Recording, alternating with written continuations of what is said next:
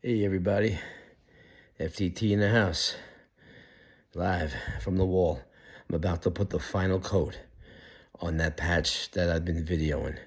So I sanded it, which you just saw in the last episode, sanded it, and now I vacuumed it up clean, and now I'm gonna apply the last coat. I'm gonna put the phone down, and you can watch me do it. I'm gonna take it on, well, I'm gonna put it on and take it off, okay? This is a polish skim, a skim coat, final coat, usually rough, second coat, third coat, or polish. So this is kind of like called the polish. So here we go, last coat. Put the phone down. You can watch do it. 6-inch knife, 10-inch knife, hawk,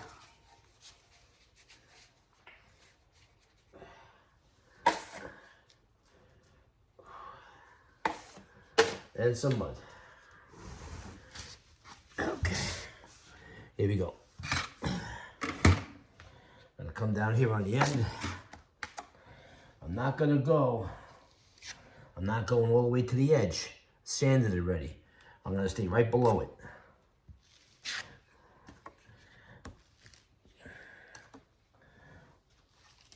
And I don't have to go all the way to the bottom because the bottom is gonna be covered.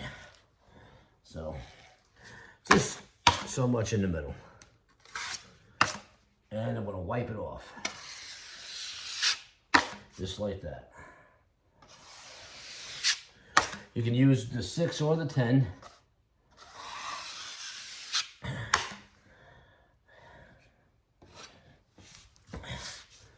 Simple as that.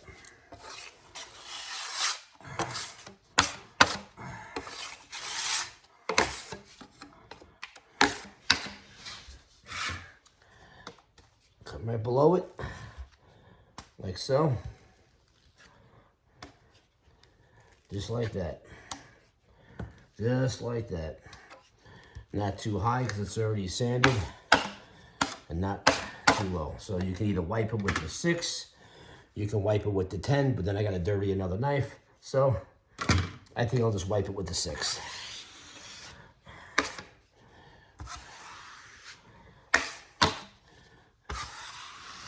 In an early episode, see how I move from left to right. That's the way I like to do it. Now, I'm gonna move down a little bit. Adjust the camera here. Just like this. Now when it's wet, remember, when it's wet, it's gray, it's wet. When it's dry, it's white. So as this thing is drying, before you prime it, it has to be completely dry. If there's any gray marks in it, it's wet and you gotta wait.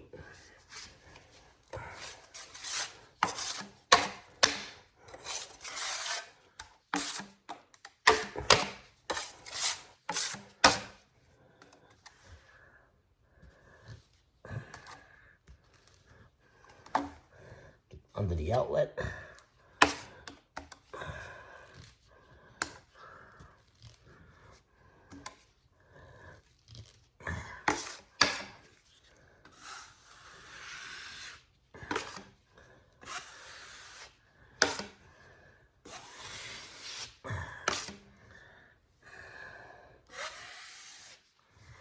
Smooth as silk.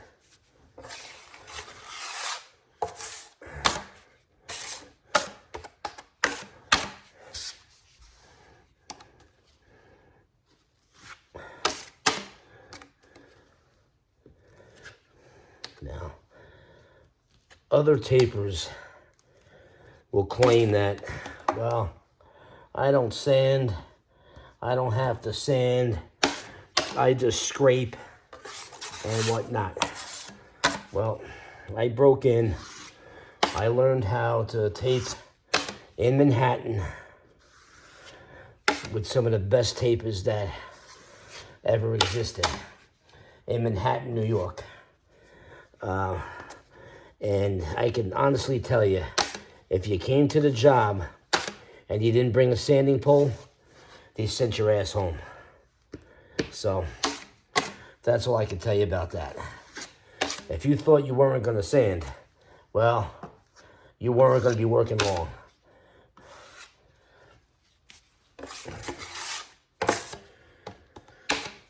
When I was breaking in, when I was learning how to tape, I didn't even tape.